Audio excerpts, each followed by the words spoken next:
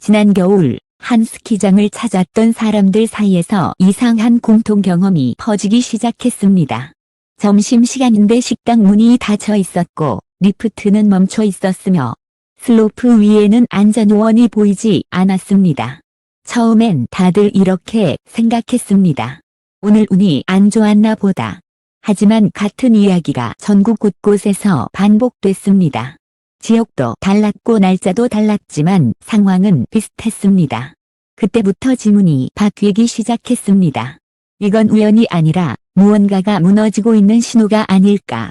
사람들은 흔히 이렇게 말합니다.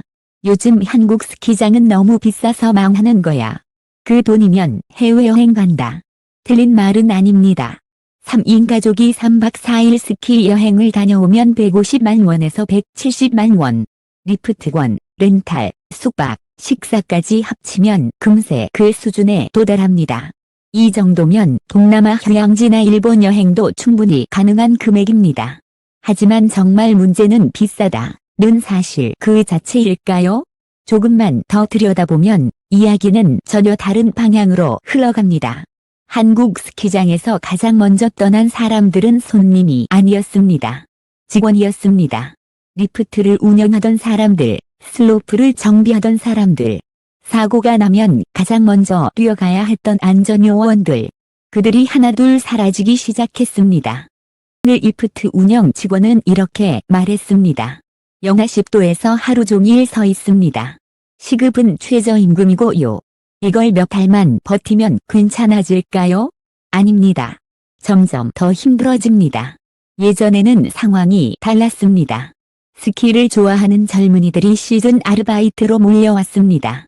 일은 힘들었지만 슬로프를 무료로 탈 수 있었고 비슷한 취미를 가진 사람들과 어울릴 수 있었습니다. 스키장에서 일하는 건 힘들지만 낭만 있는 일이었습니다. 하지만 지금은 그 낭만이 사라졌습니다. 스키를 타는 젊은 세대 자체가 줄어들었기 때문입니다. 2010년대 초반까지만 해도 스키는 겨울 대표 레저였습니다. 대학생의 MT, 회사 워크숍, 가족 겨울여행의 단골 코스가 스키장이었습니다. 하지만 지금은 다릅니다. 젊은 세대는 스키 대신 해외여행을 선택하고 보드 대신 실내 클라이밍이나 따뜻한 휴양지를 택합니다. 스키 인구가 줄어드니 스키장에서 일하고 싶어 하는 사람도 줄어들 수밖에 없습니다. 그 결과는 일형난이었습니다. 사람이 부족해지자 스키장 운영 방식도 바뀌었습니다. 정규직은 계약직으로, 계약직은 단기 아르바이트로 대체됐습니다. 경력 있는 전문 인력은 하나둘 현장을 떠났습니다. 그리고 그 빈자리를 경험 없는 인력이 메우기 시작했습니다. 리프트 정비, 슬로프 관리, 안전 관리. 원래는 숙련도가 필요한 자리였습니다. 하지만 어느 순간부터 일단 사람부터 세우자는 분위기가 되었습니다.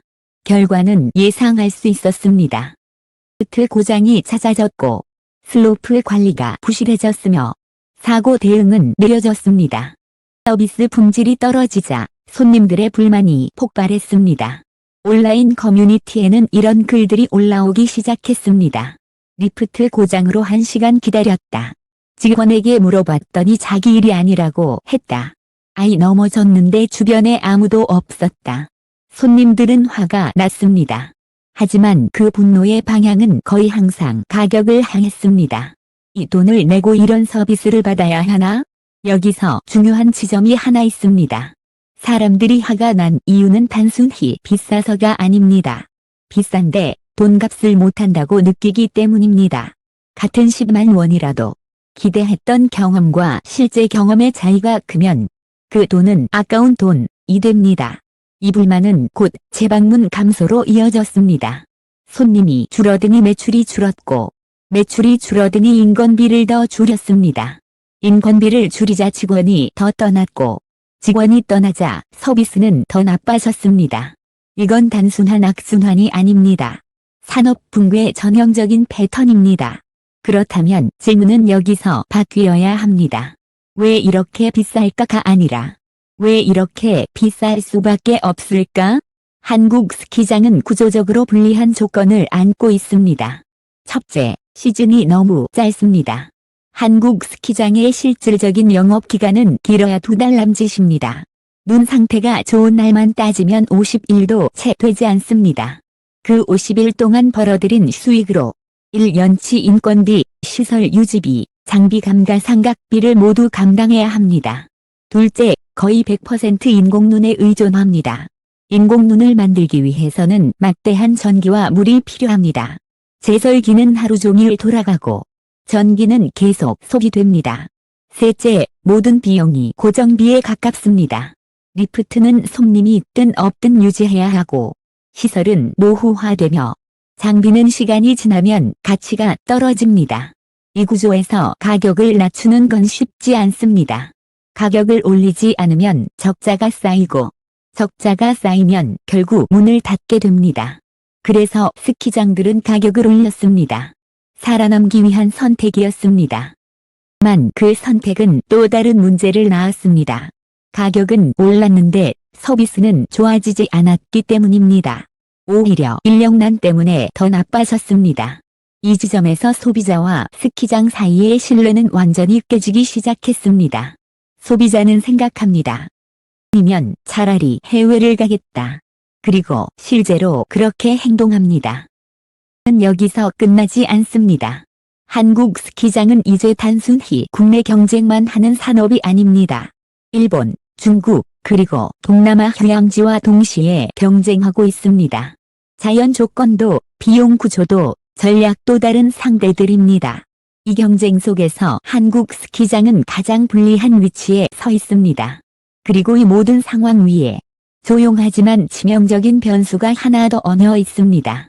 바로 기후 변화입니다. 점점 늦게 오고 겨울은 짧아지고 기온은 계속 오르고 있습니다. 이 변화는 단순한 날씨 이야기가 아닙니다. 공의 문제이고 가격의 문제이며 산업의 생존 문제입니다. 한국 스키장의 몰락은 지금 이 순간에도 진행 중입니다.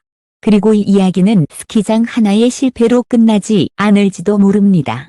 다음 파트에서는 한국 스키장이 왜 일본과 중국 사이에서 밀려나고 있는지, 그리고 기후 변화가 이 산업을 어떻게 압박하고 있는지를 더 깊이 들여다보겠습니다. 한국 스키장이 경쟁하고 있는 상대는 더 이상 옆 동네 스키장이 아닙니다. 이제 경쟁 상대는 국경 밖에 있습니다. 일본이고 중국이고 심지어 동남아 휴양지입니다.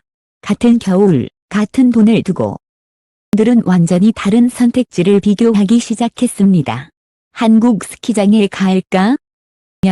그 돈이면 일본을 갈까? 이 자연스럽게 나오기 시작한 순간 게임의 규칙은 이미 바뀌어 있었습니다. 일본 스키장은 한국과 출발선부터 다릅니다.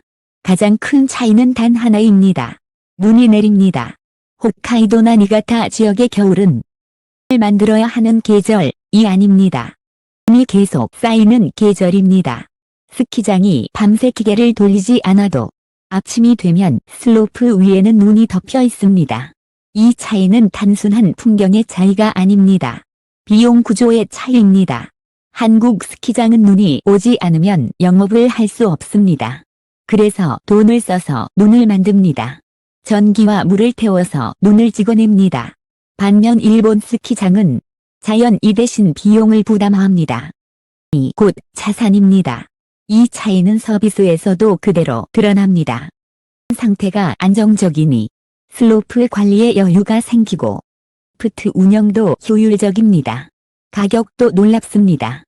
일본 스키장의 리프트권 가격은 한국과 비슷하거나 오히려 더 저렴한 경우도 많습니다.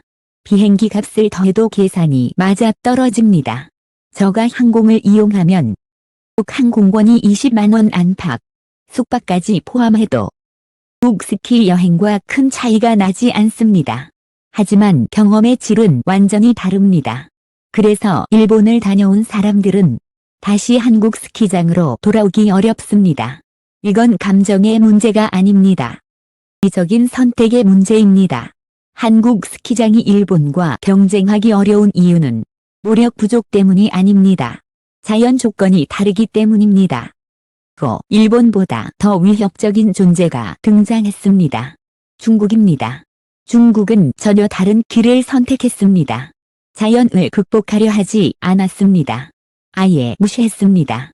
눈이 오지 않으면 눈이 오는 공간을 만들면 된다고 판단했습니다. 그래서 실내 스키장을 만들었습니다. 연중 내내 운영되는 실내 스키장. 외부 기온이 30도가 넘어도 안에서는 스키를 탈 수 있습니다. 중국의 실내 스키장은 단순한 스포츠 시설이 아닙니다. 쇼핑몰과 연결되고 레스토랑과 놀이시설이 결합된 거대한 복합 소비 공간입니다. 가족 단위 방문객에게 최적화된 구조입니다. 아이들은 실내에서 안전하게 스키를 타고 부모는 쇼핑과 식사를 합니다. 날씨 걱정도 시즌 걱정도 없습니다. 중국은 자본으로 기후 리스크를 제거했습니다. 한국은 아직 그 선택을 할 여력이 없습니다. 이렇게 한국은 자연의 일본과 일본의 중국 사이에 끼어 있습니다. 어느 쪽과도 같은 방식으로 경쟁하기 어렵습니다. 이 상황은 시간이 갈수록 더 불리해지고 있습니다. 여기에 결정적인 변수가 하나 더 있습니다. 바로 기후 변화입니다. 한국의 겨울은 점점 짧아지고 있습니다. 기온은 오르고 있고 눈이 오는 날은 줄어들고 있습니다. 변화는 단순히 춥지 않다는 문제가 아닙니다. 돈의 문제입니다. 기온이 조금만 올라가도 제설기를 돌릴 수 있는 시간은 급격히 줄어듭니다. 그래서 더 오래, 더 강하게 기계를 돌려야 합니다. 전기를 더 쓰고, 인력을 더 투입해야 합니다. 그 결과는 고스란히 비용 증가로 이어집니다. 그리고 그 비용은 결국 리프트권 가격에 반영됩니다. 현상을 경제학에서는 기후플레이션이라고 부릅니다. 기후 변화로 인해 물가가 오르는 현상입니다. 원래는 농산물 가격을 설명할 때 쓰이던 개념이었습니다. 하지만 이제 스키장도 그 영향을 받기 시작했습니다. 눈이 오지 않으면 눈을 만들어야 하고 그 돈은 소비자가 부담하게 됩니다. 는 소비자가 이 구조를 체감하지 못한다는 점입니다. 소비자는 이렇게 느낍니다. 왜 이렇게 비싸졌지? 또 바가지네. 설명되지 않는 가격 인상은 불신으로 이어집니다. 불신은 이탈로 이어집니다. 스키장 운영진에게도 선택지는 많지 않습니다. 가격을 올리지 않으면 적자가 쌓이고 적자가 쌓이면 폐업입니다. 때로 이미 문을 닫은 스키장들이 나오고 있습니다. 한때 북적이던 슬로프는 이제 조용해졌습니다. 스키장이 문을 닫으면 지역 전체가 타격을 받습니다. 숙박업, 음식점, 렌탈쇼, 교통까지 모두 연결돼 있기 때문입니다. 스키장은 단순한 레저 시설이 아닙니다. 지역 경제의 축이었습니다. 그 축이 무너지면서 지역 경제도 함께 흔들리고 있습니다. 그렇다면 한국 스키장의 미래는 없는 걸까요? 완전히 사라질 가능성은 낮습니다. 하지만 지금과 같은 순수 스키장 모델은 점점 설 자리를 잃어갈 가능성이 큽니다. 살아남는 곳이 있다면 사계절 운영이 가능한 복합 리조트일 가능성이 높습니다. 스키만으로는 구조를 버틸 수 없기 때문입니다. 이미 일부 스키장은 들을 관광용 케이블카로 전환하거나 슬로프를 다른 레저 시설로 바꾸고 있습니다. 스키를 포기하는 선택입니다. 이 변화는 실패라기보다 적응에 가깝습니다. 한국 스키장의 몰락은 단순히 한 산업의 문제가 아닙니다. 이건 기후 변화가 실물 경제를 어떻게 흔들기 시작했는지를 보여주는 아주 선명한 사례입니다. 자연에 의존하던 산업이 자연 이변하면서 무너지고 있습니다. 한 일은 다른 산업에서도 반복될 수 있습니다. 관광, 에너지 모두 기후의 영향을 받습니다. 시장은 그 중에서도 가장 먼저 극적으로 흔들리고 있을 뿐입니다. 우리가 질문해야 할 건 올겨울 스키장에 갈까 말까가 아닙니다. 기후 변화 앞에서 우리는 어떤 산업 구조를 가져야 하는가입니다. 한국 스키장은 그 질문을 우리 앞에 던지고 있습니다. 어쩌면 우리가 알고 있던 겨울은 이미 지나가고 있는지도 모릅니다. 그 변화는 아직 시작에 불과합니다.